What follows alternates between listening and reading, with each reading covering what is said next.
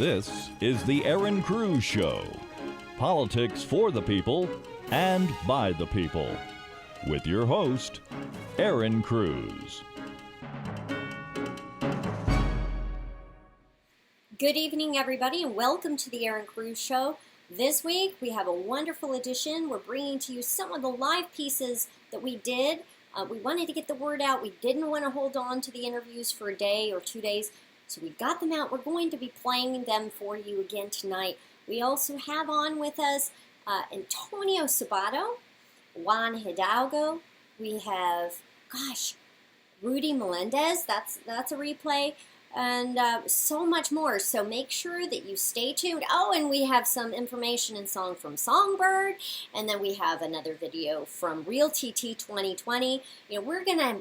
We're just gonna blast through and read Tsunami 2018 and beyond. Here we go. Do you see dead people? Because they're voting in California. Corrupt politicians are using dead people to steal elections. Last October, we learned that a Mexican citizen used a dead man's ID for the last 25 years, and he voted for him multiple times. A CBS investigation found that hundreds of dead people are still voting in LA. By allowing dead people to vote, the Secretary of State is telling you that your vote does not matter. You know what? Your vote does matter. All votes matter. Elections matter. Let's stand together. Let's fight for fair and free elections. I'm Mark Moiser. I'm running for California Secretary of State. I don't see dead people, but I do approve this message.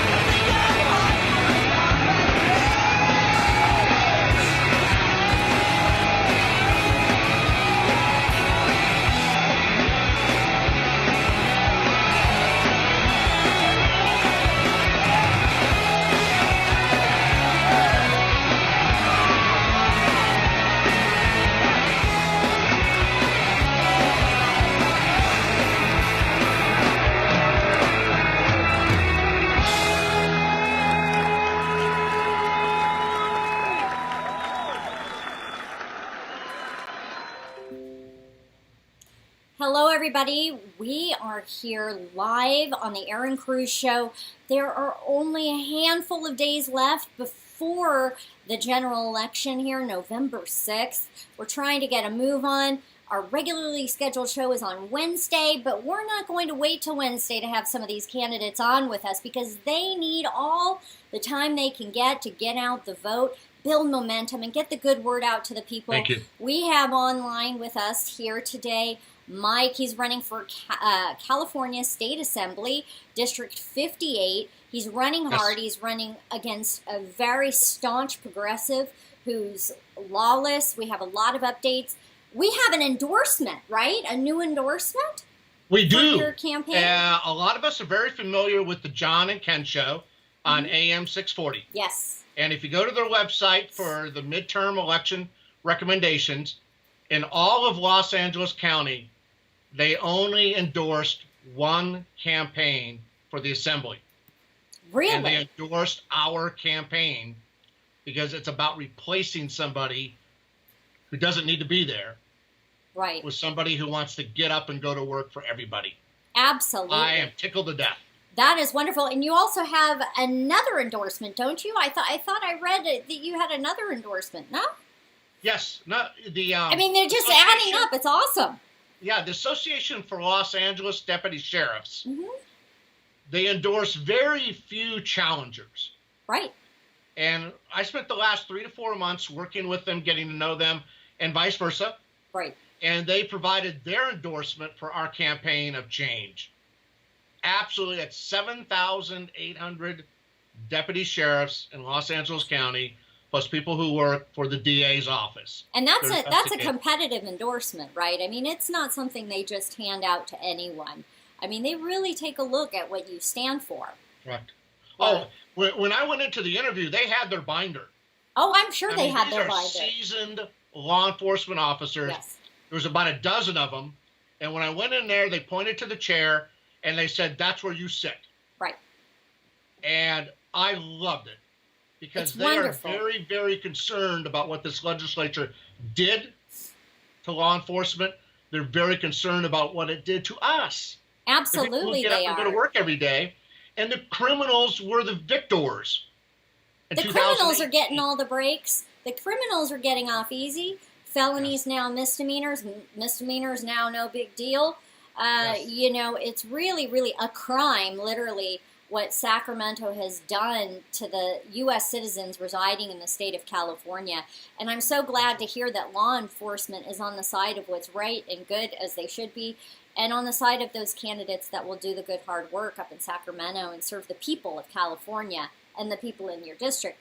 So, you know, what else do you have to update on? Because, you know, I've been following your race, and there's some pretty interesting things that you've had going on. As I shared with somebody on the John and Kevin show on Friday, the subject matter is tabloid grade, which is sad.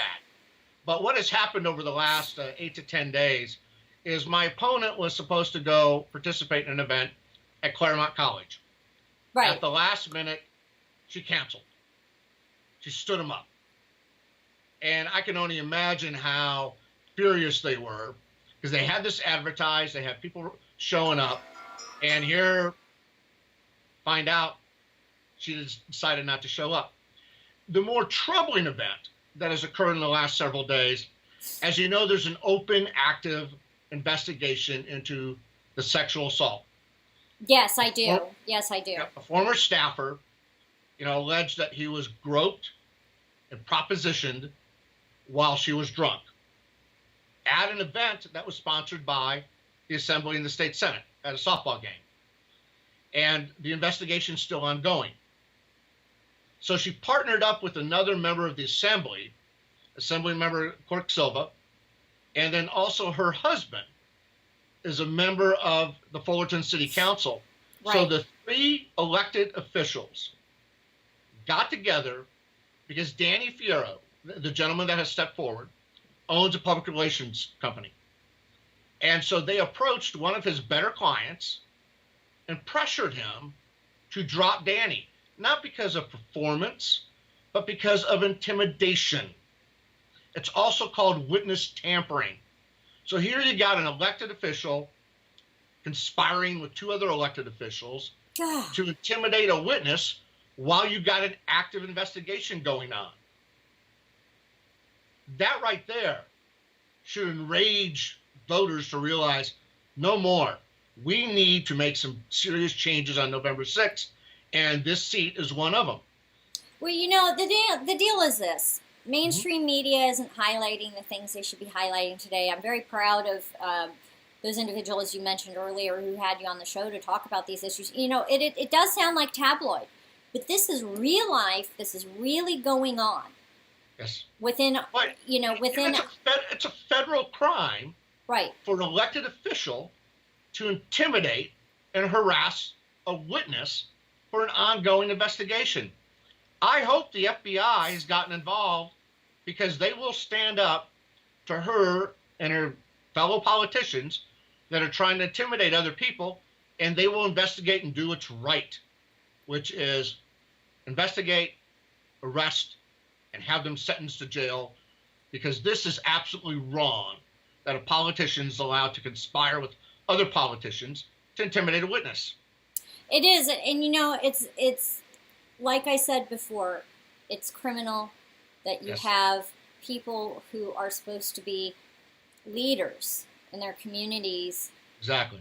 up in Sacramento legislating, making the laws, the moral laws we all abide by to have a strong community, and here they are doing such just disgusting things. I mean, It's like it's Chicago criminal. mob-style It's just politics. it's out of this Yeah. world. I mean, it goes past. You're right. It goes past tabloid. It goes almost to the sci-fi, but straight down to that corruption level you're talking about, like mob tactics, mob rule. And I think that we need more people like you who are not afraid to speak out about that corruption, because, you know, if the media isn't going to cover it and only certain people are, the public may not even really realize, because they're busy paying their taxes, going to their job, getting Johnny and Jane to their activities after school. They may not even realize what's going on. And what a lot of It people needs didn't to realize, stop. this is the second investigation into her behaviors. Yes. The first one, she blackmailed the investigator and said, if you continue, I'm going to name 3 men from the assembly, of which at least one is married, that she has been having, goodness, the Los Cerritos News exposed the story that now we're talking about sex with other elected officials in the office.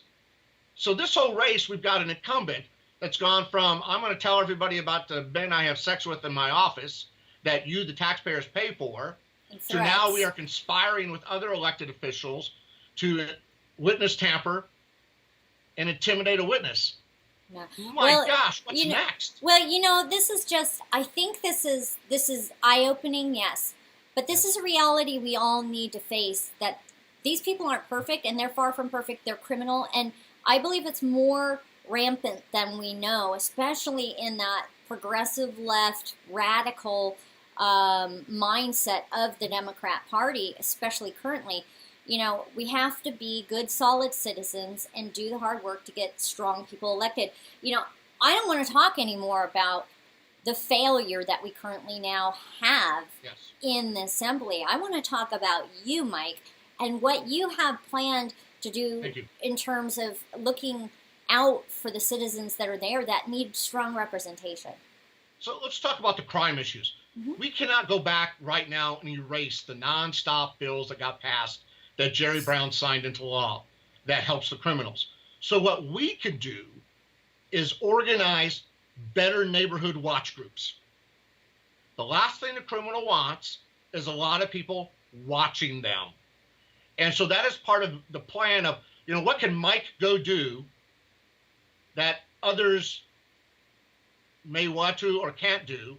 Well, what Mike can go do is meet with local law enforcement, meet with the local neighborhood watch groups, and then raise the discussion level, increase participation, so that way we could try to drive some of that criminal element out of our parks, out of our neighborhoods. Right. The second piece, everybody's talking about affordable housing. I've been in California since 1991, and I've listened to the politicians talk for decades. Here's what we specifically can go do. How many more empty Sears and Kmarts do we need before the cities should realize it's time to rezone to mixed use? The second piece, which is even more important, it is not to sell off those properties to a developer who's going to charge the highest price possible. It is to be able to sell off those properties to developers who say, I will come in as a developer, and if I'm going to put 40 homes on this former property where Sears is located, or Kmart, or any other empty commercial lot, we're going to build moderate priced housing. The numbers come out every month of what the median price is per zip code. So all the developer has to do is commit to sell 10% below. and then take a percentage of those 40 units, for example, and say 6 or 8 of them are going to be set aside for low income. And can you imagine the positive energy that we will get when we reach across to Habitat for Humanity and say, you are the expert at knowing how to find low income people who qualify and deserve an opportunity to be able to buy one of those units that'll be designed a little bit different, so the price point is even lower, and then they can get a house for themselves. This is about including people, not excluding. So if we include the cities, the developers, the Habitat for Humanity, we're going to price it moderate. I've talked to developer after developer, and I've asked them point blank, can you make a profit on a condo that's going to be sold for $400,000 to $450,000? Of course they can.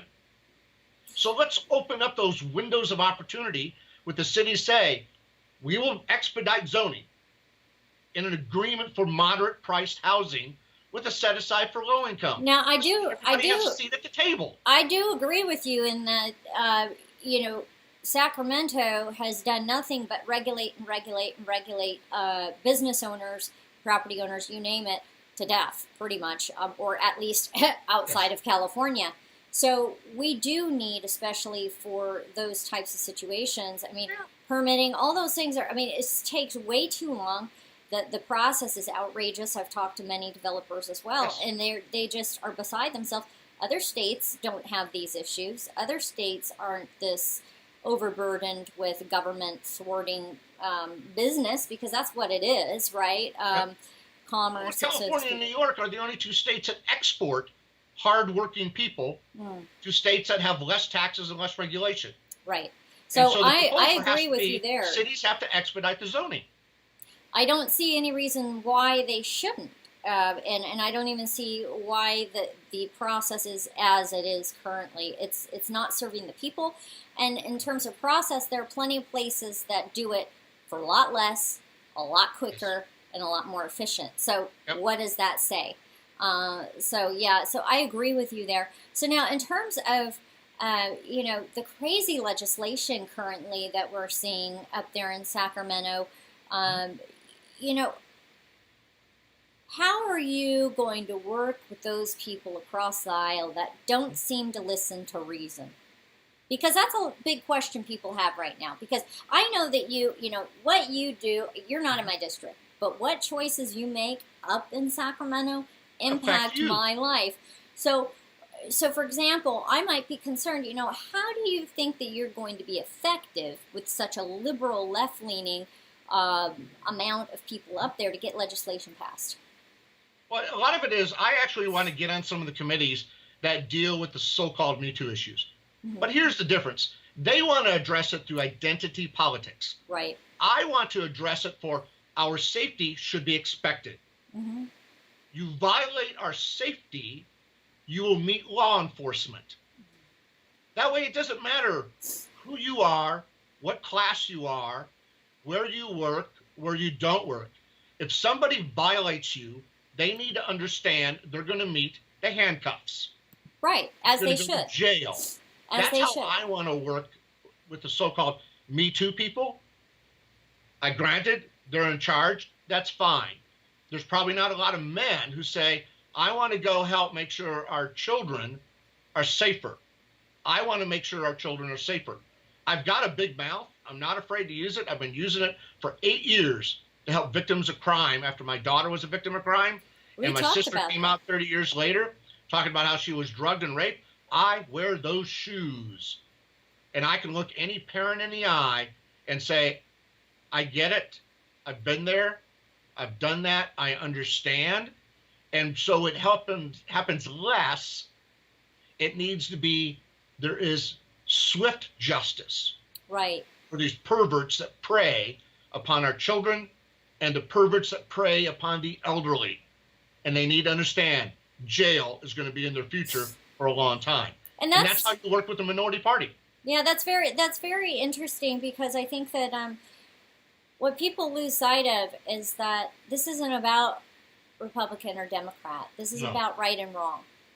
And it's about what's right and what's wrong, and how do you do what's right for the community in your service up there in Sacramento. And Right. that people need to recognize that doesn't matter if they're man, woman, old, young, what their ethnicity is.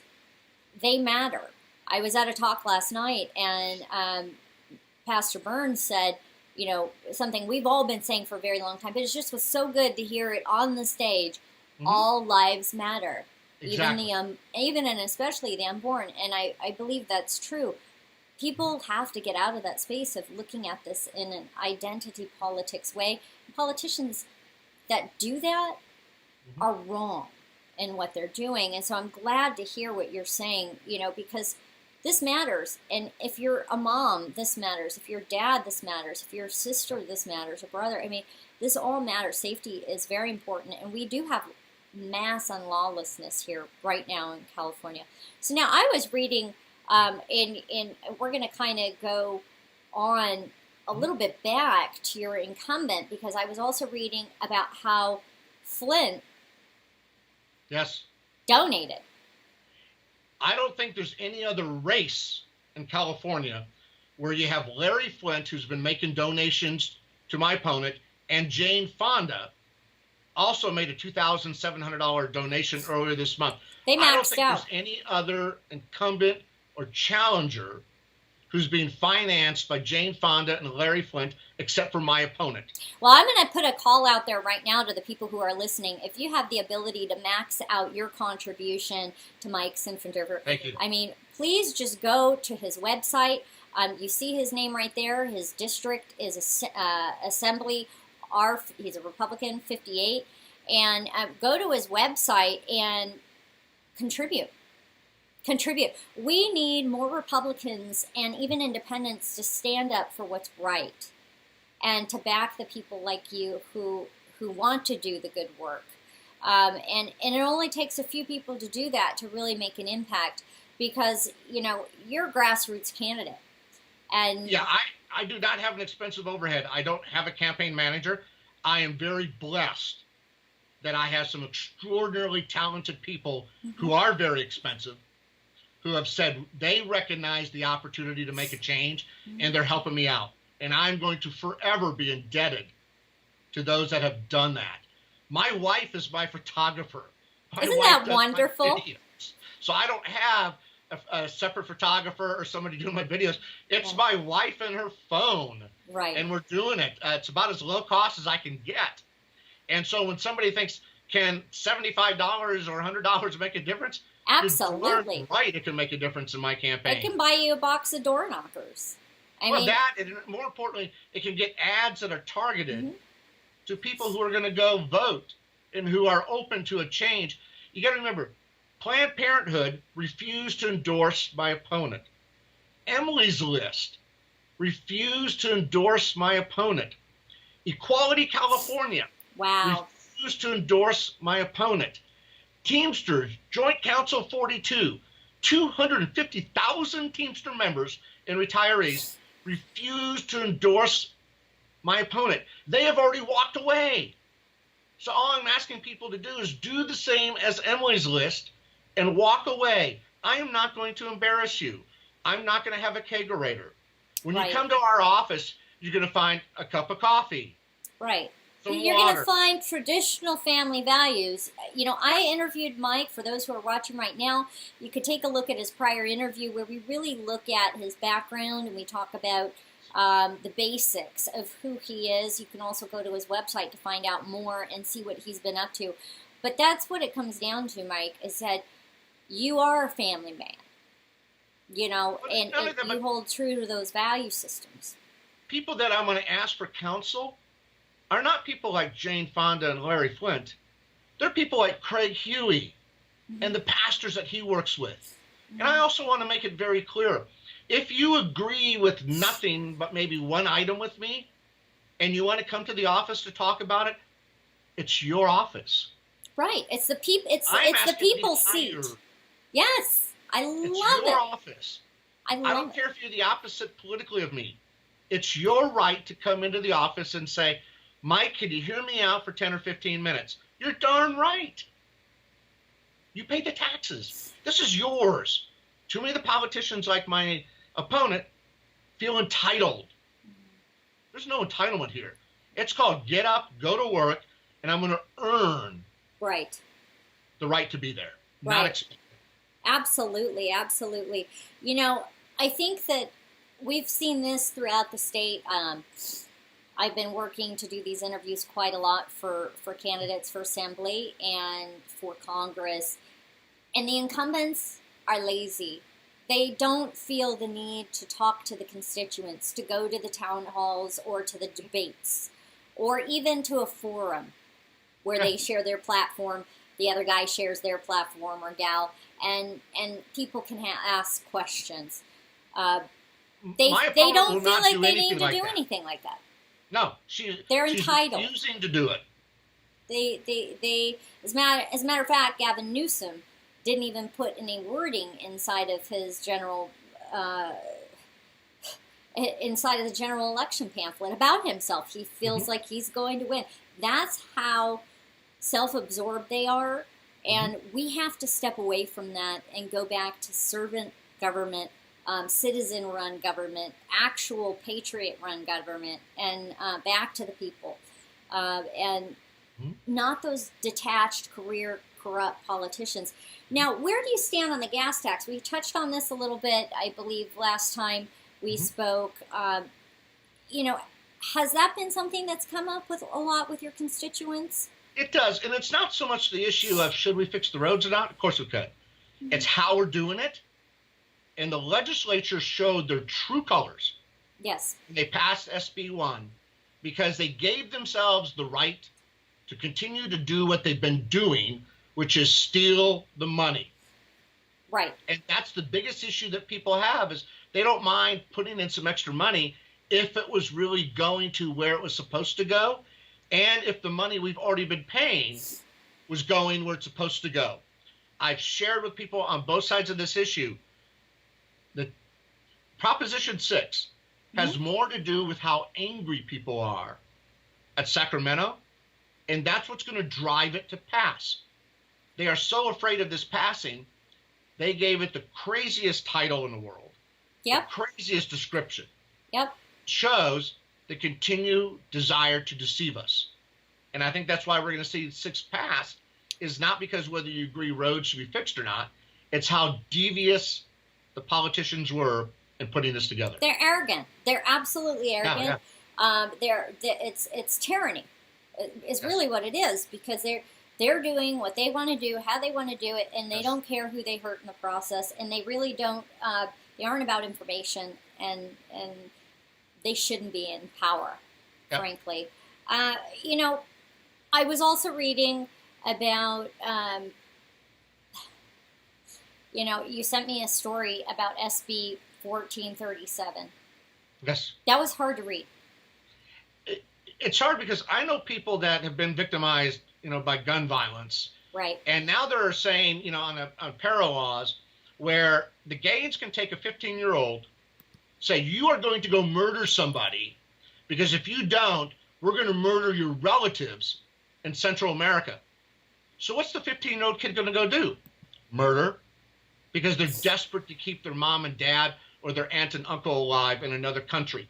And so now we've decided we're going to actually help the Gaines carry out their death threats and their death sentences to people.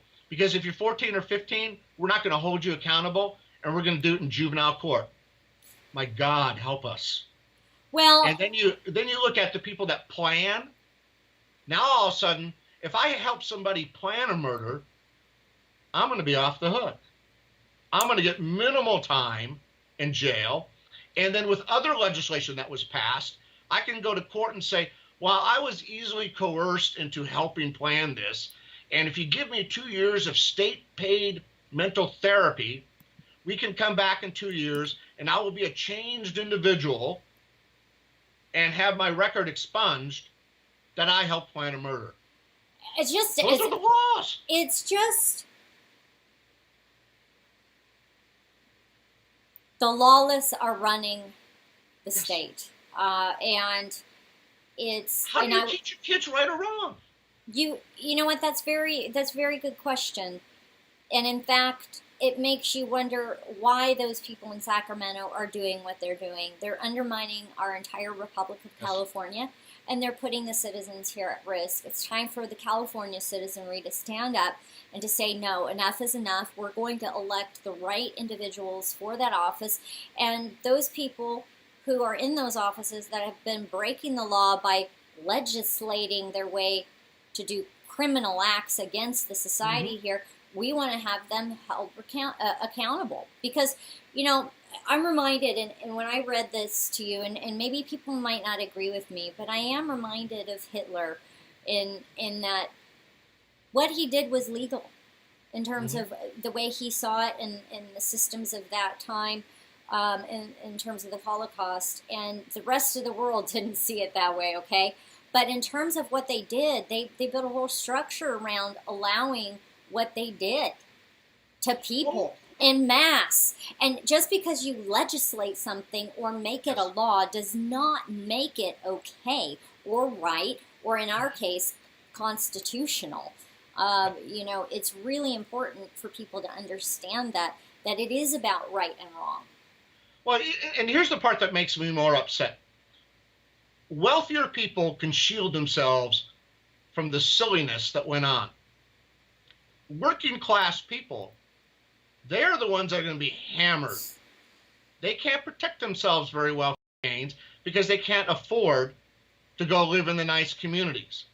So to get to a point that you made about the legislature and a lot of those people up there, they're so disconnected from reality because of their wealth. My opponent's a multimillionaire. And so when you're a multimillionaire, but there are good you can millionaires. provide protection But and not have to deal with the laws that you just passed. But here's the thing. There are plenty of millionaires who would never do that. I mean, I know a couple of them, and they would never think of doing what these people are doing. And I understand the thought that, you know, they're out of touch with reality, but I think it comes down to something more than that. I mean, it certainly isn't right or proper or moral. And I think that they can't relate because they don't live in that space. But the reality is, I think that it doesn't matter how much money you have. There are good people and bad people, and these people are bad people. But I understand what you're saying, but the people have to also realize that they're the ones in control. You know, these minority groups or underrepresented groups or people who don't have as much as maybe, say, the middle class individuals have. I mean, they have equal power. They have equal ability to get out and vote And that's for what I'm new hoping that people will see representation. You know, we have equality. They have to just realize that. somebody may be only making, you know, $30,000 a year and feel like they can't make a difference. Yes, you can. You can go vote, and you can realize what's been going on is not acceptable. Right. And vote to make that change that I'm asking people to vote to do, because I'm asking for their votes on November 6th, and realize it's time to make a change. It is. It's time to make a change, and real and actual change. Not this hopey, changey stuff of Barack Obama era, okay? There's a lot of hard work to be done. And we're not talking about shovel-ready jobs that paid for by the taxpayer with public money. We're talking about good hard work that needs to be done by everyday folks to get people like you effective and then also elected, and also to help you stay in office and do the work, because you know it's not going to get any easier. Okay. No, it's not. And I've got plenty of people that have told me to watch out for my tires and windshields and brake lines. That's fine. I am focused on making a difference for people. Right. We have a lot of people that really want to do good things. You look at the nonprofits, they will do a better job of helping the homeless than any government agency. We are plowing billions with a B into the extra taxes to help the homeless. And what happens? That population just grows and grows and grows. And you keep asking yourself, where's all the money that I've been paying to do something about it? Well, it's all tied up in court. It's all tied up in committee. It's all tied up with Are they going to be able to buy this piece of land? Is the community going to allow us to put a shelter there? They're going to argue it out for years. No, Right. I say block grant the nonprofits today. And the next day, they will start making a difference. They know what to do.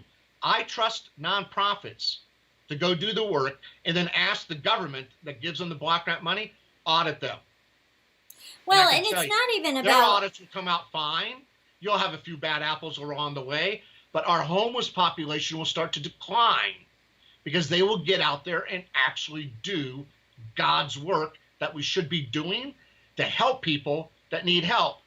Not sit around and talk about it, which is what the politicians are doing. Well, that, and this is the reason. One of the reasons why we have nonprofits is so that way, individuals who want to contribute, people who are philanthropists or have the means to do so, can do so, and get a tax break. I mean, there's a reason why we have these different modalities to be able to give to, certain organizations. You're right, the nonprofits can do it better than government ever could. And I like that you're thinking about, options other than government. Because more government is never the answer. So now what if you could get across one message to the people who are listening to you here today about your platform and what you want to do and everything, what would that be? Because we're getting close to the end of the interview. I am not about political poetry. If you go to my website, I have laid out very blunt things that can happen that can make our communities better starting now, not later. This has been a difficult campaign. We have been embarrassed internationally.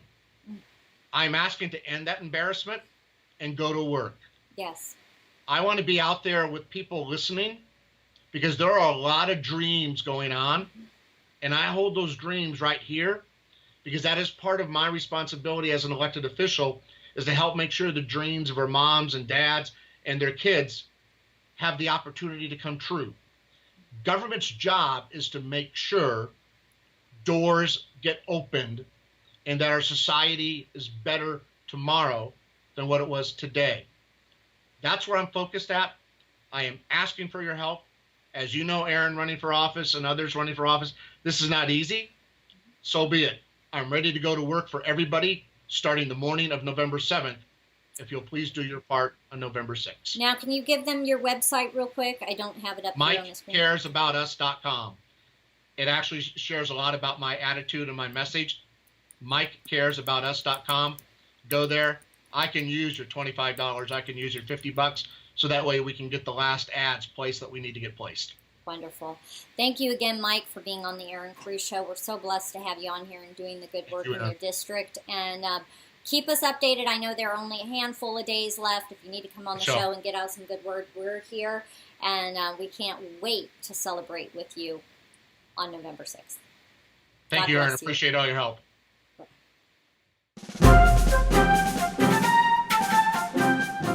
And now, back to the Erin Cruz Show. Here's Erin Cruz. All right, our next guest is going to be Antonio Sabato. He is going to be talking about immigration a bit and so many other topics of discussion that are important to you. He's been running a tight race up in his area and in his district. Please make sure that you sit back and enjoy. Grab this information and pass it on. All right, everybody, we have on with us right now the famous, the wonderful, the dynamic gentleman who's taking over California's California Congress District number 26, Antonio Sabato. Welcome back to the show, Antonio. Thank you for having me. Thank you. How's it going? How's it going out there?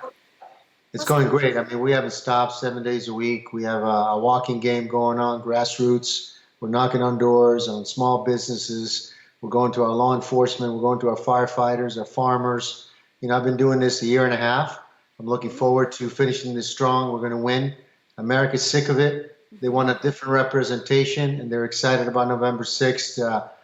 It's going to be a red tsunami from here to all across the nation. We're going to win every single seat. You watch. I love it, Antonio. I love it. I love it. The Red Tsunami, 2018 and beyond, because we can't stop. If we're going to truly take California back and do good things, we have to keep going. So now I saw some pictures of you out on the streets. You were sign waving. You've been hitting the pavement really hard out in the community. What is the response? It looks highly positive.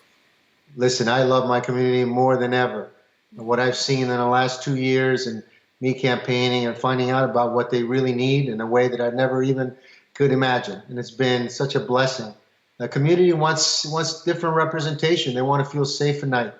They want to feel that they have a representative who's going to Washington, making sure that he's fighting for them. And I want everyone in Ventura County to have better lives because of our policies, and less regulations for businesses, less taxes, just more protection and less government. Actually, in a lot of ways, they build the government so big here in California, and the American people are always the last ones and suffering very much so. Right.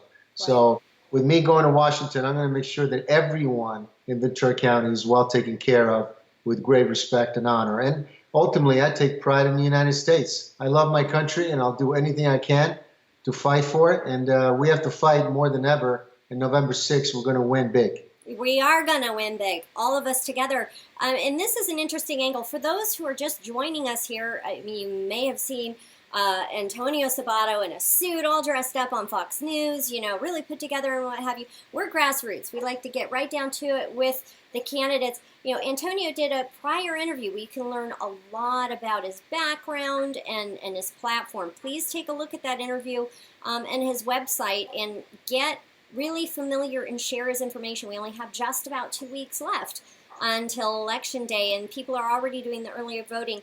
Now, Antonio, there is a lot of pushback against you. Mm-hmm. There's a lot of pushback, negative Nancy's all over the media pushing back against you. I see you as a good guy, wanting to do the good work of the people. You chose America, right? I chose America, and America has been really great to me in so many ways, and my family and my children. I guess there's a big pushback because they're scared that this time they're going to lose. My opponent is going to lose. She's been here 6 years, and 6 years too long. And I wish her nothing but the best. But your time is over, and you're going to get fired on November 6th. New representation for Ventura County District 26 is coming, and with great respect and pride for our country. And we're going to make sure we take care of a lot of business that hasn't been taken care of for a very long time. And I'm eager to get in to Washington, go into the Capitol, and start making some good work and making sure that my community flourish from it and gets better because of it. Right. And part of that is, and I think you brought up a very valid point, less regulation, less tax, and less size and scope of government, and part of that, I believe, many congressional representatives, even Republicans, aren't doing that in Washington, and they have a responsibility and a duty to the citizens who they represent to make sure that they're advocating for them, and it's great to hear that you're going to do that for your communities. Now, what is your number one thing that you want to do to get to D.C.? Well, immigration. Immigration has to be reformed. Everybody's complaining left into our border, and what's happening to our country in states like California because they made them into sanctuary states and sanctuary counties. My county is not going to be a sanctuary county unless it's for the American people. And we have to revolutionize this immigration system altogether. We need to help the American people. We need to protect the American people. We need to allow people to come here legally by the process, but we can't allow people to come here illegally and crossing the border. That's against everything we stand for as a country, as a nation, and we fought too hard to get to this point. Right. And I'm going to make sure that we have to step up and do more. And listen, who knows more about immigration than myself? I did it legally, not once, but twice with my family. There's better ways. We have the technology. We got to just revolutionize everything, making sure that ultimately the American people are well protected. Right. And I think that's an important thing that you mentioned. We're not against legal immigration. And when I say we, the people who are being chastised and put up on this pedestal of you hate people, you're not a world thinker, this sort of thing. It's not about that. It's about rule of law. There's a big difference between immigration, legal immigration, and illegal immigration. Right. When you break in the law, it doesn't matter what kind of law, you're breaking that law. You're doing something against our country. and against our laws that are on the books. You know, if the Democrats want to have an open border, then you have to have enough in the House to making sure you can change the law. As far as I know, they haven't been able to change the law, and the American people don't want it. They want to protect the country. You know, you're very right there. But actually, Donald Trump did offer some solutions, and maybe they weren't the perfect solution. Maybe they weren't the right solution. Maybe they weren't. But, you know, Congress has a duty and responsibility to serve the American people. They should be working on this issue towards a solution. And the Democrats walked away. And now we have a caravan.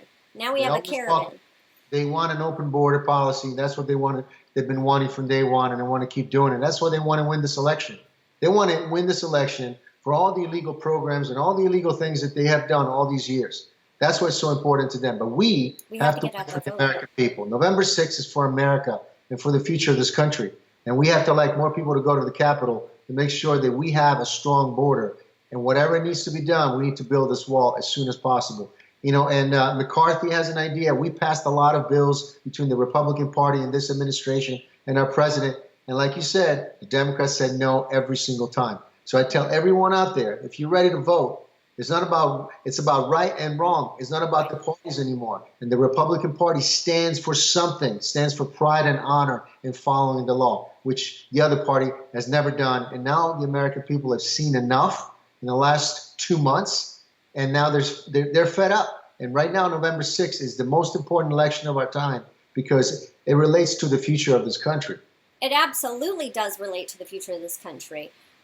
No border, no nation is really what it comes down to, and they're trying to weaken us. Those individuals in Washington are trying to weaken us financially, and also put us at a disadvantage with allowing these lawbreakers to stay here, as well as those individuals who are coming here, to put us at risk. And that's a concern. That's a huge concern, especially with this caravan that we see. And I don't want you to touch too much on that because it's more important what we know you're going to do legislatively when you get there, because we need tough solutions and people not to back down. This is a plan, organized scheme by the Democratic Party to have thousands and thousands of people to come to our border to start something new, right? That's what they do. It's not just by coincidence. This is happening right before election. That this is happening from other countries that actually don't even appreciate the United States. But you know what? They take the money and they're doing their lousy work, and that's what's going on right now. And a lot of people are at stake, their lives, and so many other things. And nobody's taking the initiative to say, you know what? Let's do something for our country. Let's protect our country and our borders to make sure that people want to come here legally. We're going to let that happen. But all this stuff about caravans and people coming here illegal, it's just not going to happen. And I listen, I take pride for the first time that our president put his foot down and the entire administration said, this is not going to happen. We'll do whatever it takes to protect our country and our borders. And that's what he's doing. And that's what I'm doing for my county. Because the same thing is happening locally. It doesn't matter. Right. It doesn't matter. It's principle. You're either principled or you're not. You either are a man of morals and values and are principled, or you're not. And that's what matters. And that's why we really like that you're a family man, in your community is important, because it tells us how you're going to lead in Washington, D.C. We don't need rogue, removed politicians. We just don't. That's not how our country was designed to be, is led by these out-of-touch politicians. So we're just so glad that you're running. Now, how can people get involved and help you on the ground, phone banking? Yeah, just get in touch with us at voteentonio.com. You can donate to the campaign. Everything costs a lot of money, but nevertheless, just spread the word.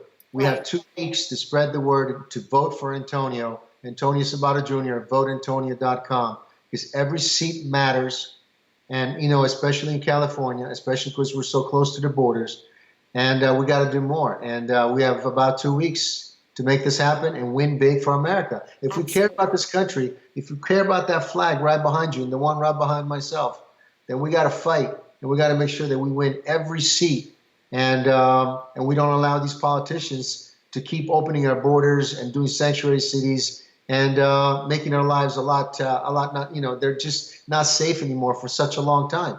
I don't feel safe under the Democratic Party. I never have, and certainly I don't now. So the American people feel the same way. Right, absolutely, absolutely. Well, thank you again for being on the Erin Cruz Show, Antonio. Any last words for people? I think you got it all out there, but I just want to make sure and that you get your message out.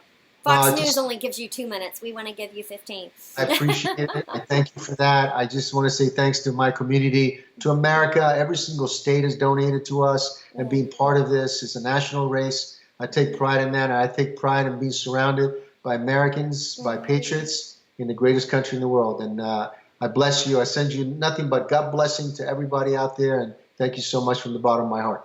Wonderful. Well, thank you, Antonio. Take care, be safe, and we will touch base with you either right before the election or right after the election. All right. Good. God Thank bless.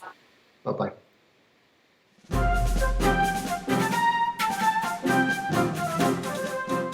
We will return to the Erin Cruz Show in just a moment. Primary training is the training for people who go out on election day and observe the polling places, and that also those people can go out to the places that set up early voting, like Orange County, for example, set up early voting pop-up centers. And so our observation would be the same there. So during the month of October, we hold trainings in as many counties as we've got teams. And people, we put on our website, we put the training schedule. So if you don't have a contact within your own county, you go to our website and we have a neat little map there. You can click on your own county and you will get the schedule of when and where trainings are in your area. Then all you have to do is RSVP and show up. Those trainings have traditionally been 4 hours long because there is so much information that we try to give. But we are now trying to streamline them a little bit. So the ones for November will not be that long, but they will be just as thorough. And then once you have trained, you're good for the election season, and then the person involved with training you will help you to know where to go. They will get your information and your requests. You know, where would you like to go? What area would you like to stay in? Where would you like to observe? And then we will make sure that we coordinate that with you. You'll be given a hotline number to call when you're out there on election day, and that's all there is to it. You can go by yourself. You can request a partner. You can go for 30 minutes, or you can go for 13 hours. It's completely up to you. And then the second training that we have is the one that I mentioned before, the 1 hour online training that will give you the idea of what to look for, how to evaluate it, and what to do when you see something you're concerned about in watching the ballot processing. And so for that, you would contact us directly through our website and let us know that that's the training you're interested in. We will get back to you and connect you up with that. And now, back to the Erin Cruz Show. Here's Erin Cruz. We have a phenomenal show ahead of us. I mean, thank you again for joining us at this live special edition, so to speak, of the show. We had something interesting brought to our attention by a California State Senate candidate. He's been running the good race, campaigning on the ground, getting good feedback from the constituents. We want to hear a bit about that today. But first, we want to say hello to Rudy Melendez. He's running for the California State Senate in District 18. Hello, Rudy. How are you doing today? Hi, Erin. I'm good. Thanks very much. Hello, listeners. and viewers. This is streamed on Periscope and YouTube. Everybody make sure that you like and subscribe because we are going to be introducing as many candidates through the election as we can and as possible, and I'm able to do. Now, Rudy, you're running a good race up there. You're active on the ground. I've seen the pictures online. How's it going? Thank you. It's going great. We are running a campaign above board. I'm a grassroots candidate for California State Senate in the 18th District. That's the Northeast San Fernando Valley. Right. And it's been a fantastic experience. We're gaining a lot of traction. I have a very diverse coalition of followers on Instagram, which we're using for our main outreach platform. Right. And it's just, we're a couple weeks away from the election day, and thanks to voters like you, we've advanced our socially progressive, fiscally conservative grassroots campaign at the general election. Well, yeah, and I may not be 100% on board with you with some things. I'll be frank. That's okay. I'll be upfront about that. But what I am about is freedom, liberty, and freedom. And what I think that is important is that, and what I've noticed with your campaign is you're listening to people, because it doesn't matter where you stand. I mean, it does matter where you stand, but most important, you should stand on the side of the people you're going to represent, which is all of the people in your district, really. And that is something that I see that you're doing. You're embracing the community there. And it's been a warm embrace, right? Thank you. Thank you, Erin. The 18th district is very diverse. Mm-hmm. It's a very diverse district. It's the northeast end of the San Fernando Valley. Depending on where you go and who you talk to, the issues they vary. And you're absolutely right. We listen to people. We listen to stakeholders. We listen to what their concerns are. I don't think any candidate has all the answers. So in order to better understand what's important, we listen and we talk about what people want to see happen, what changes they're expecting in the midterms, and we're bringing accountability back to the San Fernando Valley. That's our platform. I'm a fiscally responsible steward of the environment. I'm a California native. We have good intentions for the district, and we want accountability, clarity, and transparency. That's not what we're getting right now. Right, and I understand that all too well, being a Californian, because I'm not represented at all by my representatives currently where I'm at, and on a statewide basis as well as locally, and that's frustrating. And I believe they have a responsibility and a duty not just to their donors, but also to the people they represent in their communities, which they're representing, right? And that's important. And there's a lot of corruption going on, and waste. That's another issue.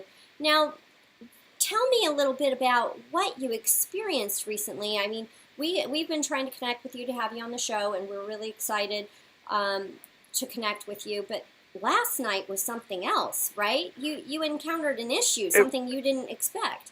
It was, and so thank you for bringing it to your audience attention. We chose Instagram as our platform for outreach in our campaign. Instagram is very popular here in Los Angeles, and that's what we do to reach our voters.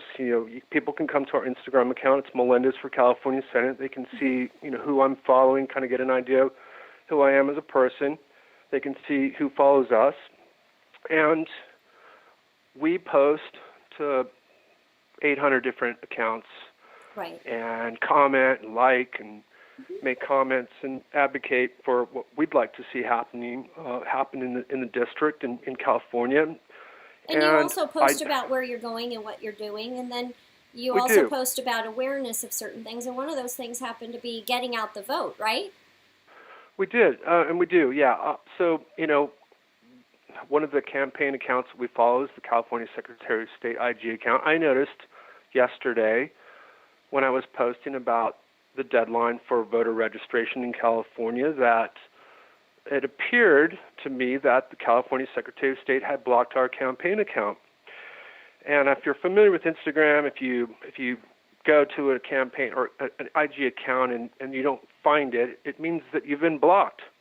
And it became apparent to me that the Secretary of State IG account had blocked our campaign account. Now we comment on their account, we post our hashtags, we like their videos. Everything that we've done has been, like positive, normal, positive, community normal interaction, right? We linked their account to our post to encourage people to get registered to vote. And that we've was done the that interesting one for the because last, like our very first post had their link on it, and I noticed that they seemed to have blocked our account. So we reached out to some of our Instagram followers like you and said, hey, look, this is something that you should be aware of. We think our account's been blocked. And earlier this afternoon, our account was unblocked. So they actually got the message, I think, because people were reaching out to them and asking them, why are you blocking Rudy's account? I'm a candidate for California State Senate. We've done everything above board And it just seems, I'm a grassroots candidate. We're not getting any media attention from the local paper. People don't really want it. Our local media is not interested in educating voters that they have a choice in November. They can choose the status quo, or they can choose a candidate that's going to bring new leadership, new ideas, and new energy to the district. And so we're thankful that they've unblocked our account. I did update the post to reflect that we noticed that they had unblocked us. So Right. I'm not sure why they did. I have my own reason why I think they might have done it, but I guess that's partisan politics. Speculation is, it seems to be the temperature gauge of politics today. If they don't like you, they either block you or they shut you out. And as it relates to a government entity like this, such as the California Secretary of State, when you're doing awareness, you're a candidate. It seems to me that it should be encouraged by the candidates to send people with questions, or people who might want to vote, or in their outreach encourage them to connect with the California Secretary of State, right? Because that's where they're going to register to vote. And especially with the registration cutoff being yesterday, it was only natural for you to do another post encouraging people to go to their website. Now, my concern as a Californian and as a U.S. citizen is that you were blocked off. This is an active election, and this is your campaign website page, and perhaps you might be sending voters that they don't want to register to vote to their website. Now, that's a concern for me, because that's an access issue for an organization who should be providing open and access to all citizens who are eligible to register to vote, right? Agreed. And we encourage as many people to get registered to vote. When I talk to people, when we meet people at neighborhood council meetings, at art walks, at car shows, at the farmers market, at street fairs, and we talk to people about what we're doing, and the first question we often ask is, "Are you registered to vote?" We give them the information. So when we post on Instagram about registering to vote, or getting registered to vote, or election deadlines and so forth, we always use the California Secretary of State ID account. You go right to the horse's mouth, right? You don't want anybody in between. You want to connect the voter with where they need to go to do what they need to do, so that way, they understand the ropes as well. I mean, it's only the professional thing to do as well.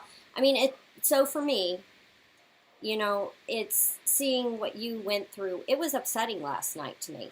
It was disappointing. I knew we'd get it resolved, but right, it's of like course. It's a distraction. That's why we backed you up right away, Rudy, because no, I appreciate it. Thank you, Erin, we got to so get much. the information out there. And the thing is, we have to unite as patriots, as U.S. citizens, as Californians, and communicate what's going on, so that way we can effectively go after the issue and the problem gets resolved. Not let these things fester. And as we saw, just 12 hours later, here you are. You're active, up and running, and you can send people there again. And that's wonderful. But the issue is, now what from here? It would be good to see some accountability in government, and for them to resolve the issue of why that happened and address it. Because for us, we want to know how many other people is this happening to, especially with social media.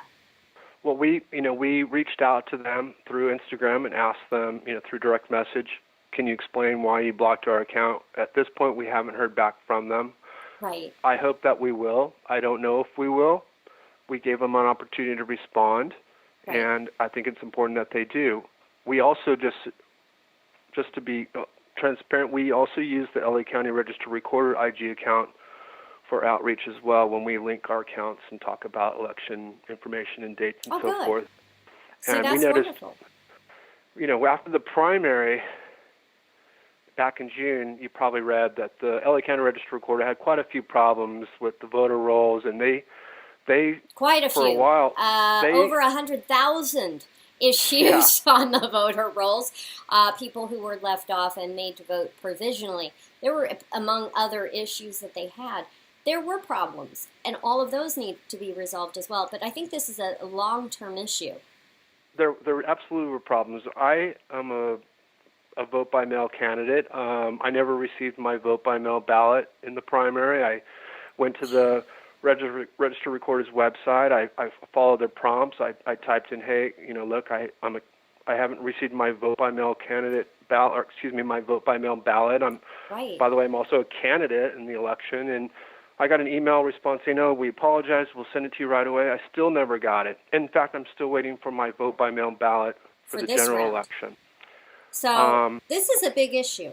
This is, the way I look at it is this: there has to be accountability in government. It doesn't matter who's in power. This is about an administration issue. And when there are problems, we need them solved. These individuals are getting paid to do a job, and it needs to be done, and it needs to be done well. And especially as it comes down to our elections, this is our freedom, our liberties. We are a country where we should be leading the charge on transparency and accountability, right?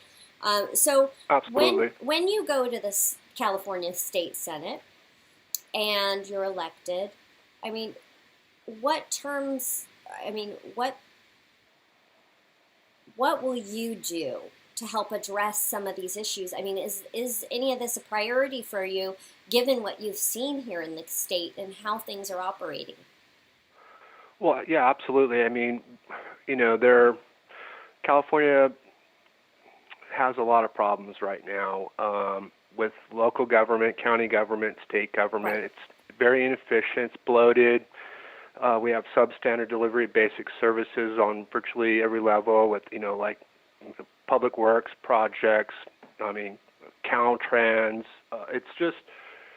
Yeah, you drive by, you see 20 people standing around, one person in the hole, and you think, I'm a student of the environment.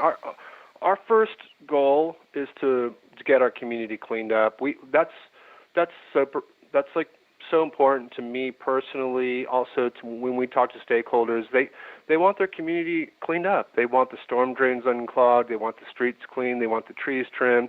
And I know a lot of these issues are city, county, and state government issues, but when we get to Sacramento, we're going to hold every level of government accountable for getting our community cleaned up. That's our first priority. Obviously, I'm a tax fighter. We're talking about the county spending taxpayer money, advocating for Measure W, and Caltrans is doing the same thing with they're fighting the Yes on 6 campaign, spending taxpayer money. These kinds of things need to stop. It's been reported by the Associated Press. The FPPC is aware of it. When you stop paying attention, these are the kinds of things that happen. So we absolutely are bringing accountability back to the district and to California. We need more balance in the legislature. The supermajority is not good for California. It doesn't provide for smart legislation, and we need to bring some balance back to California. It's time, and this is a really important election. There are a lot of great candidates out there. There are a lot of great candidates out there, and I think that part of it is awareness. The people need to be told this, that the media isn't covering, the non-incumbents, which primarily most of those are Republican or independent. Exactly. And that's an issue, So the LA Times hasn't even bothered to cover the election results in the primary. They haven't once mentioned me as a candidate for California State Senate in the 18th District, or any of the other Republican candidates that are running in the San Fernando Valley. There were some articles during the special election that we had in the valley for some of the offices that where candidates were leaving because of their personal issues and so forth, and so it's frustrating. Like I said, it's about information exchange. It's about making people aware that you have a choice, who your candidates are, what their platform is.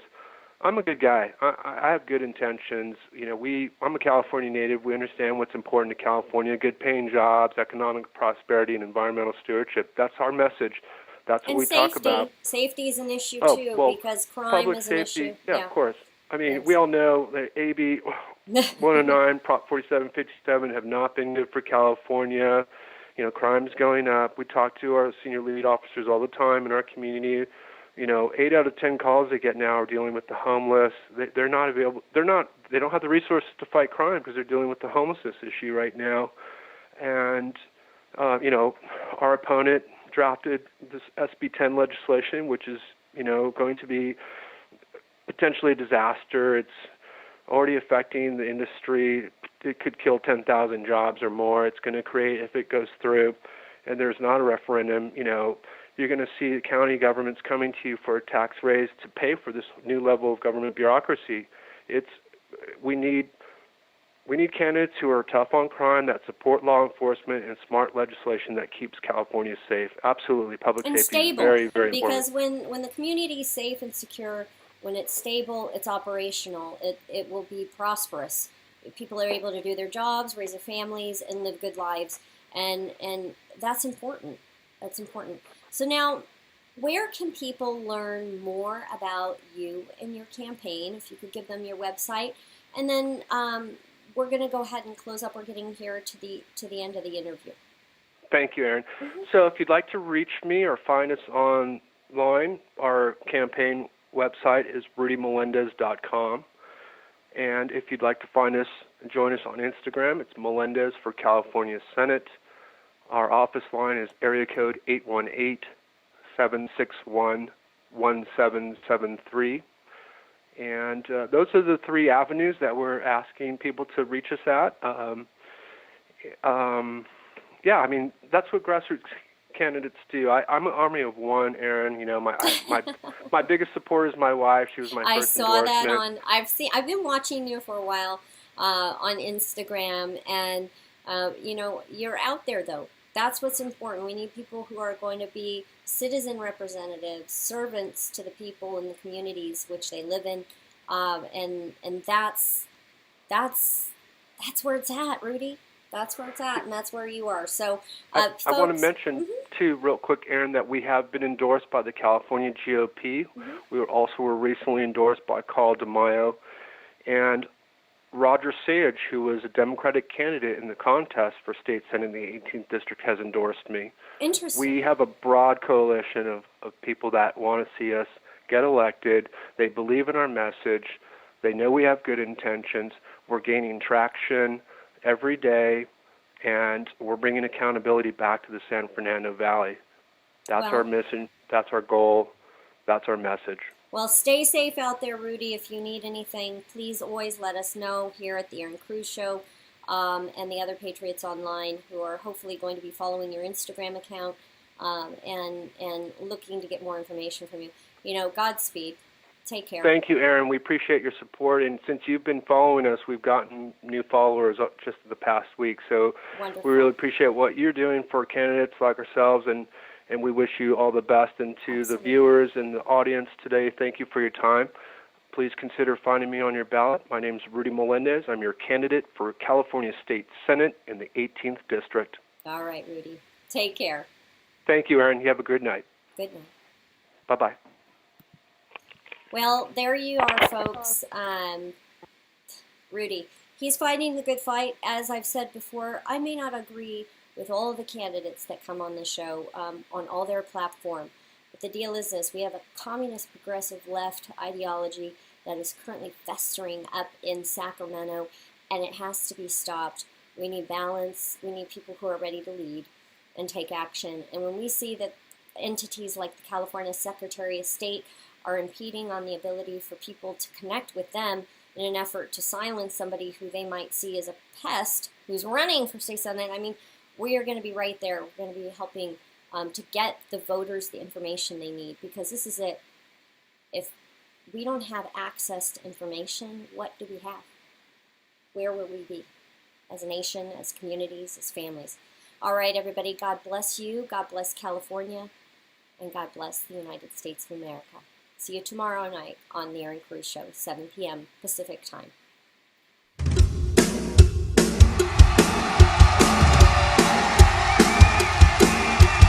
We're not voting socialists. We're not voting communists. We're not voting Democrats this time.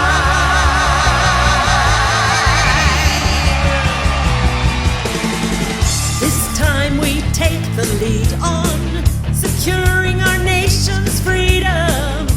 Citizens First is our theme song.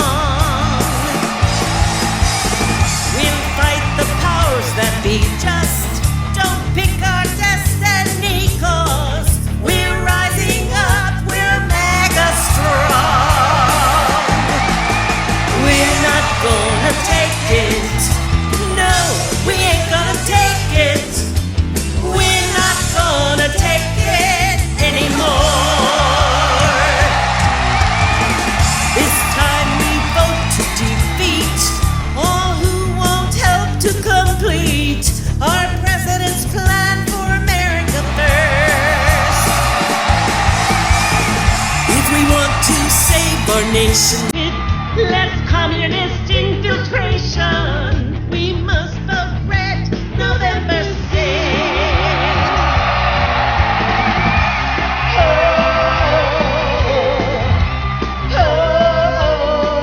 We're right, we're free, we'll fight, you'll see. We're not gonna take not any senator, we're gonna take not any congressman, we're not gonna take not any governor. Not this time, we're not gonna take help the president. We ain't gonna take complete the promises. Not gonna take world citizens. Mega strong. November 6th.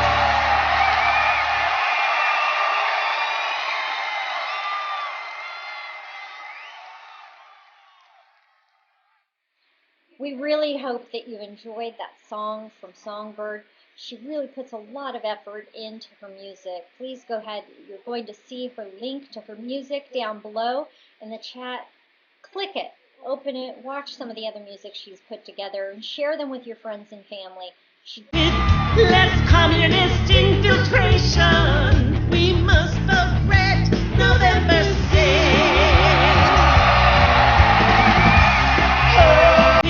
With less communist infiltration, we must vote red November 6th.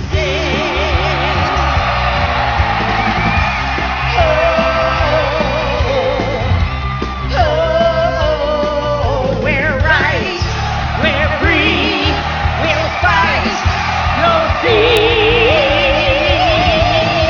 We're not gonna take not any senator, we're gonna take not any congressman, we're not gonna take not any governor. Not this time, we're not gonna take help the president. We ain't gonna take complete the promises. Not gonna take world citizens. Mega strong. November 6th.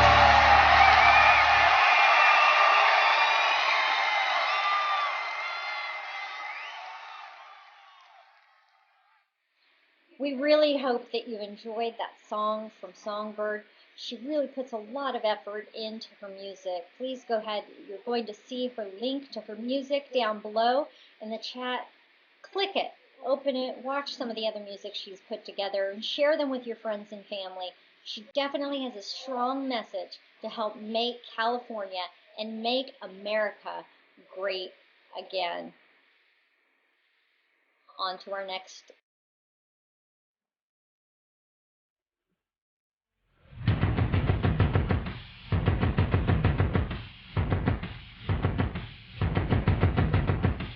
Major Juan Hidalgo. He's retired Marine. You know, he's spent his life and his career serving his country, and he is now running.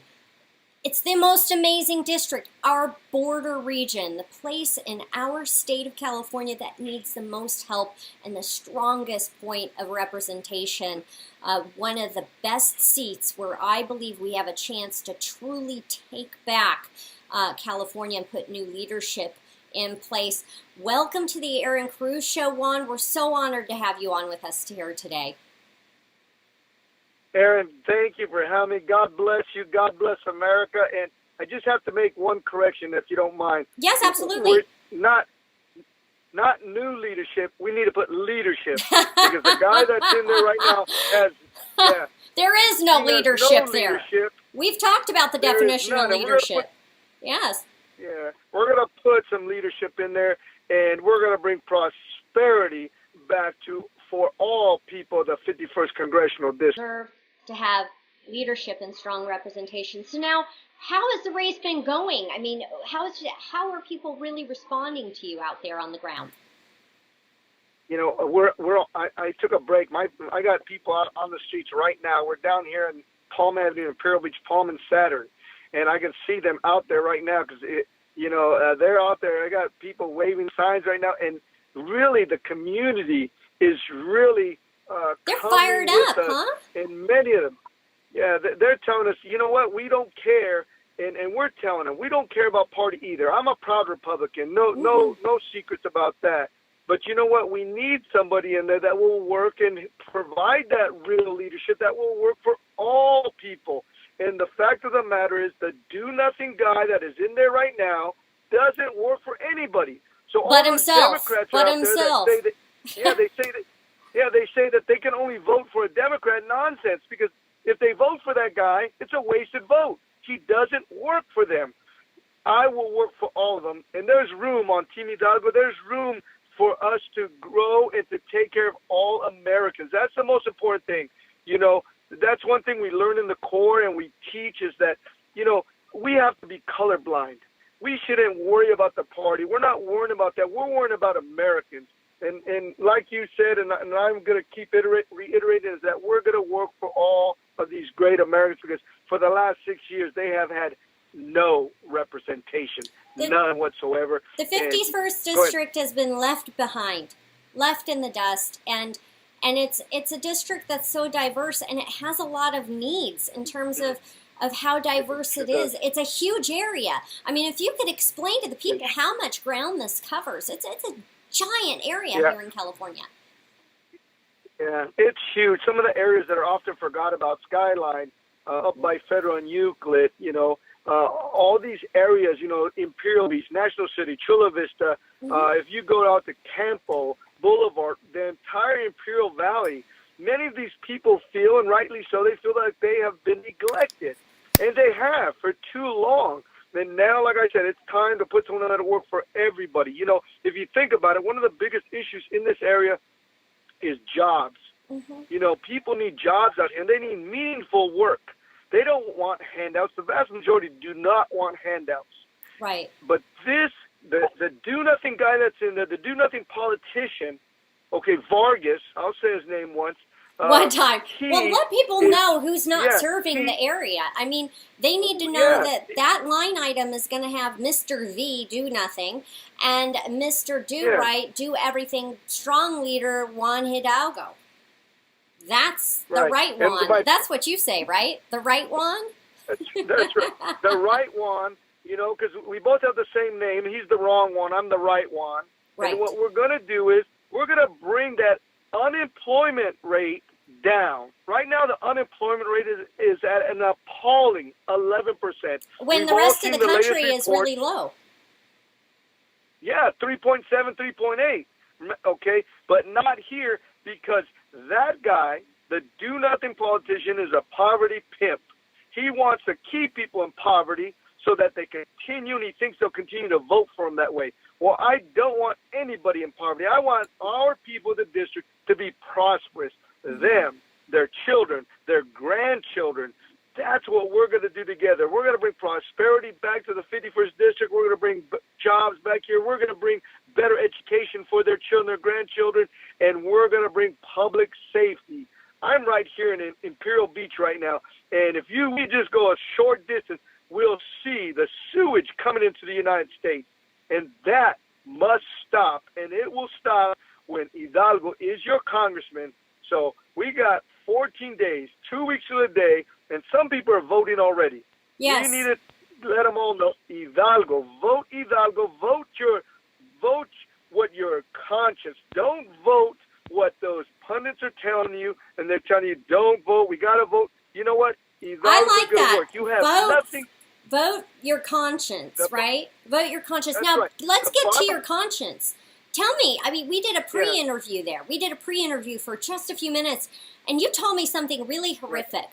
And it has to do with our conscience, who we are as people, who we are as mothers and fathers. You were telling me that Vargas voted for something horrific. Yeah. Well, let me make this clear so everybody knows. We have, Hidalgo will work for all Americans, all children, even the unborn. Because I am 100% pro-life. I'm a Christian. I'm a real Christian. I'm not this campaigning Christian that tells you they're a Christian and then they vote for abortion. I'm against abortion. Well, this do-nothing guy, when he voted in just January, so he can't say that it was a long time ago. In January, he voted against against H.R. 4712, which was a born alive abortion survivor. So we have a child that is born, survives abortion, on the table alive, and he voted against keeping that baby alive, that child, that American alive. That is complete and utter nonsense. That American citizen, he voted for that American citizen to die. That's right. And this is the do nothing politician who says, he told the president, what about our children? I want to know, what about that child that he allowed to be killed, that he voted for? What about that child? Instead, he's more interested and more concerned with illegals, and that is wrong. That is completely wrong. We need to get back to taking care of Americans and Americans first. You know already, you've met me several times. We know each other, Erin, yes. And you know I'm Hispanic, and I'm proud to be Hispanic. However, we need to get back to, I'm extremely and more proud to be an American citizen. I fought for this country, and I put my life on this line for this country, and I'm going to go to D.C., and I'm going to work, fight, and win for the American people. That's leadership. Servant leadership that remembers that I will always remember that I work for you, the American people, not the other way around, which the do-nothing politician believes we work for him. And it's time for us to send him home. And come 2 weeks from now, we're going to win this race. And just please, friends, if you can't do anything else, please pray with us. Yes. Every night at 7 p.m., people all over the country are praying for us. We've asked, because we know that there's power in prayer. And my Lord and Savior Jesus Christ is going to make me your next congressman. Amen and amen. You know, God rises those men up who he sees fit to do the good work. Now, you know, I'm going to tell you, I'm still caught on that whole viable birth issue. If you aren't for the unborn, if you aren't for that baby who is laying there gasping for air, the most vulnerable of us all, who are you for? And that man is for people who are not even citizens here, law-breaking individuals, and that sort of thing. It just blows my mind. It blows my mind. It's disgusting, and I'm very it's appalling. I'm very happy to hear you address the issue, though, Juan. People need to really think about this concept. You're not afraid to confront the issues of today and to go to the American people, to go to the people that you're telling right now on the internet live, this is what happened. This is what the current leadership is doing, and this is what should be done, and I will lead the charge. Let's do this. You're not afraid. You're not ashamed to speak the truth, and we stand right there with you. We stand right there with you. We're not afraid, and I know you can hear the passion. I hope everybody understands. I'm not yelling. I get excited because you're fired up, Juan. You're fired up. It is, and I care. Many people, as I told you before, many people ask me, what are you doing this for? You have a good retirement. You've served your country. It's because it's a matter of life and death. I want to look out for the American people. I want to look out for our children, our grandchildren. The future depends on it. And we cannot just sit down and let things happen. We need to get in the fight, and that's why I'm doing this. I care about the American people. I love what I want to work hard for these people and win, like I said. And it's not about me. It's about doing what's right for our country and the American people. That's all it's about. Too many of these people have egos, and they're trying to, it's all about power. It has nothing to do. I'm a retired sergeant major. It's not about power for me. It's about doing what's right for all Americans, and so it's so important. It's just something that we need to really embrace to get in. And like I said, I don't care what party you are. If you look at it, there's a great movement right now called #WalkAway. A lot of Democrats are walking away because when I talk derogatory towards Democrats, please don't think I'm talking about the average person. I'm talking about those politicians, because just like the guy I'm running against, he cares nothing about the American people. Absolutely nothing. His record proves it. He says he cares about veterans, for example. His record shows he doesn't care anything about veterans. The only reason he says that is because he's running against a retired sergeant major. So it sounds cool right now, but he doesn't care about Americans. Sending you I've heard this a few times, sending you a postcard a couple times a year doesn't mean you care. I'm out here on the streets every day talking to people 20 hours a day right now because we're going to win. And that's what it takes to win. We're going to win. I'm not afraid to work for people, and that's what we're going to do.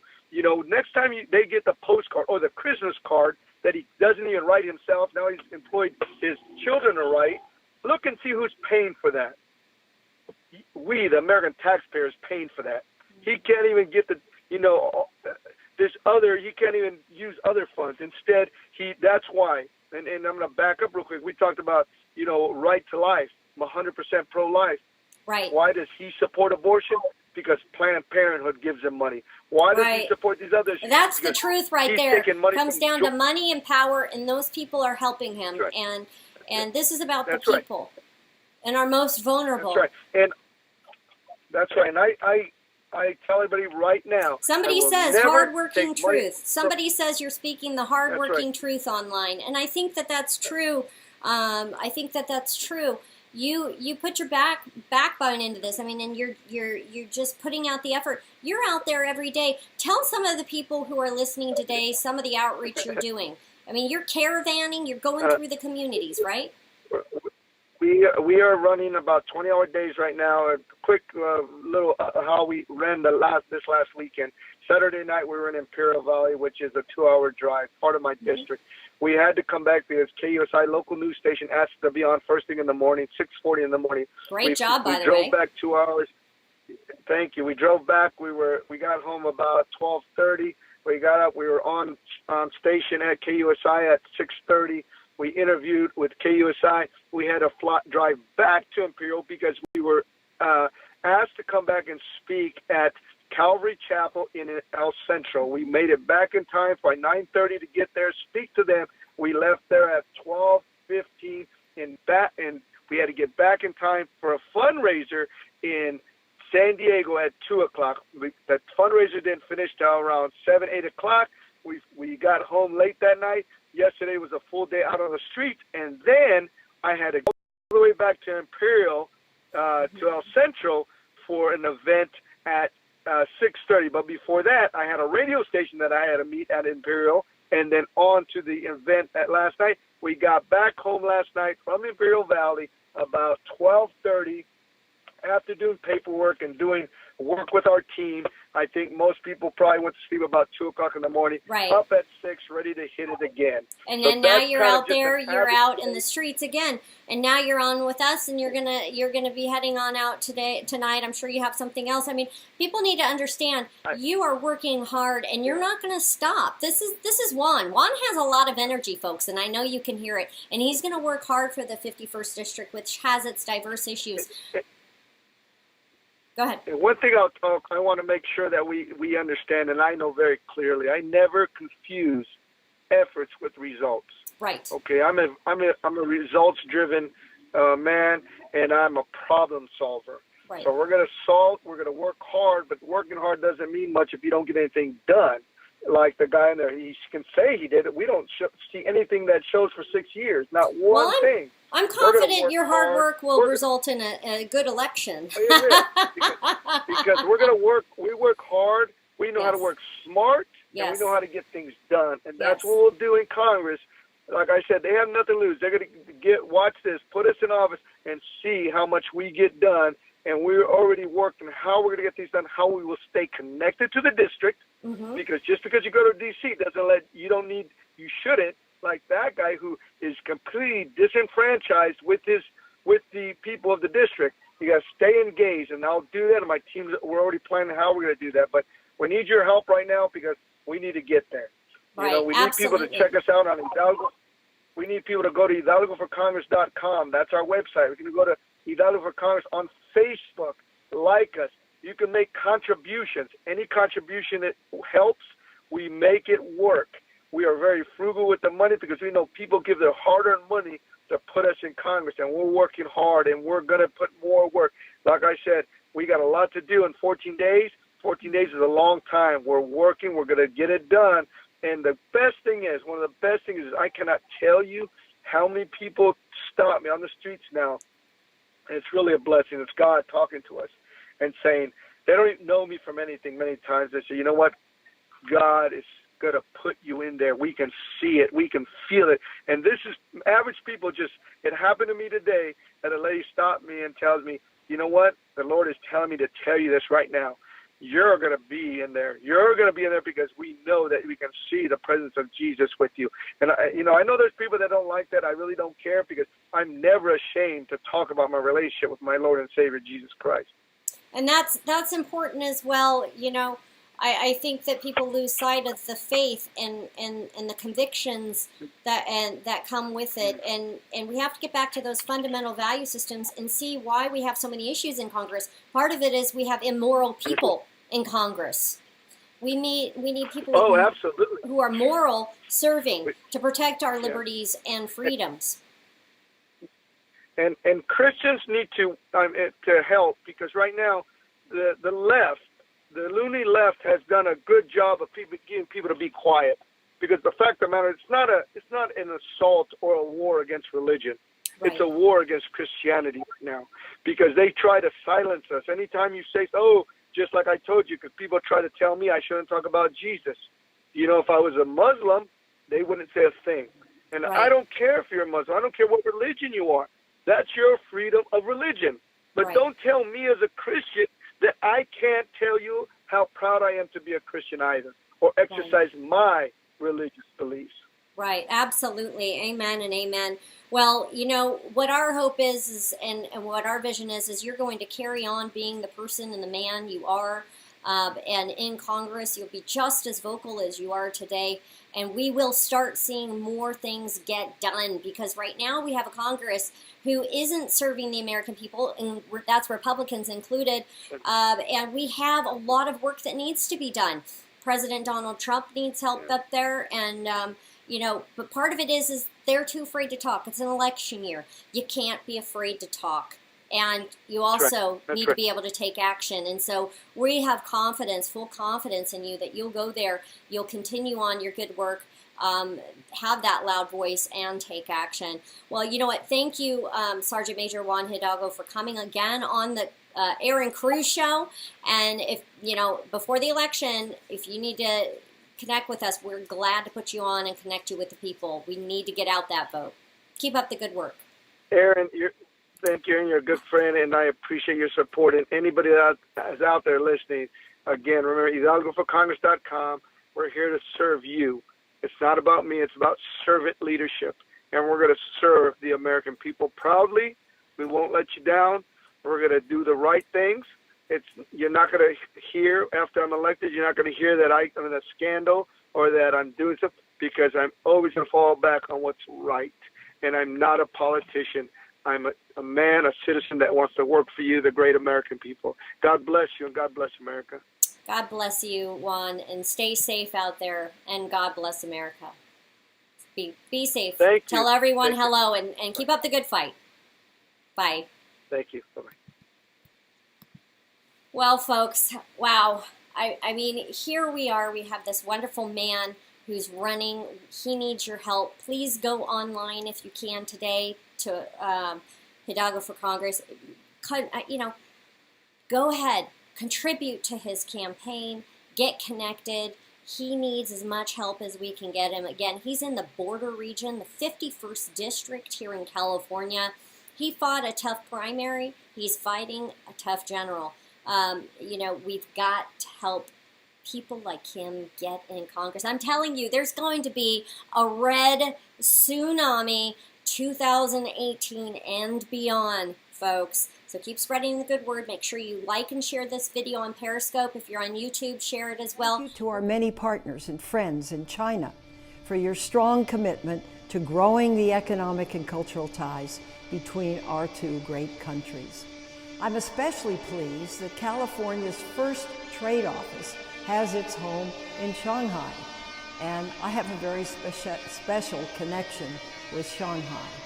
As mayor of San Francisco a long time ago, I had the honor of establishing a sister city relationship with Shanghai.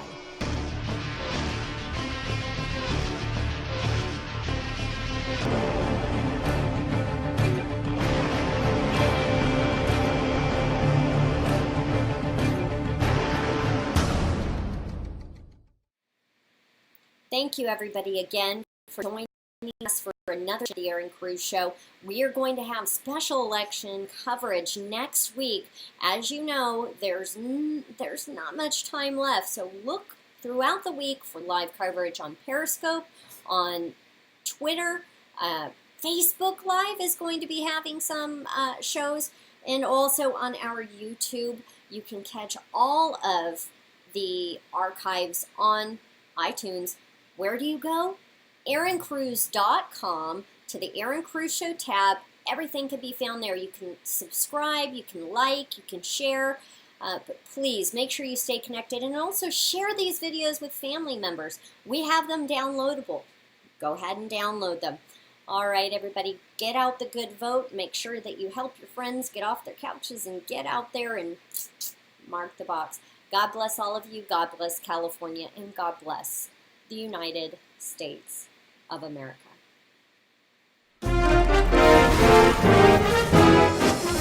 To hear more and to learn more on how you can make an impact or about the Erin Cruz Show, visit us online at erincruz.com. That's ERINCRUZ.com. Thank you for joining us, and see you at the same time and the same place next week.